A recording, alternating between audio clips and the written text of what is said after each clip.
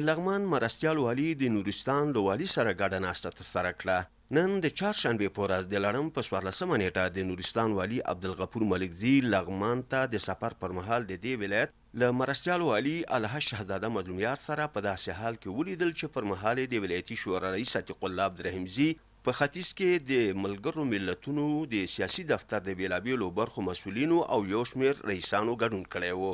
په پیل کې د نورستان والي عبدالغفور ملکزي لغمان ته د خپل سفر د موخې په اړه له مرستیال والي سره معلومات شریک کړل.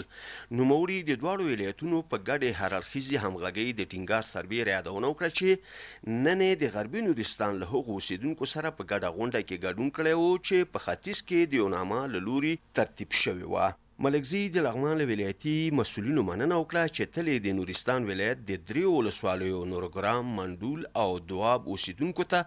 په خدماتو کې سکتګي نه ده کړې او نننۍ ناسته چې د ملګرو ملتونو دفتر له لوري برابره شوې وه هم همکاري کړې. د لغمان مرستیال والي الحاج شهزاده مظلوم د نورستان والي ته د هرکلي ترڅنګ یادونه وکړه چې د لغمان او نورستان ولایتي مسوولین بله هڅه وکړي چې څنګه کولی شي د دواړو ولایتونو په سرحدي سیمو کې پرتو ولسونو ته خدمات وړاندې کړي. په ورته مهال ختیځ کې د ملګرو ملتونو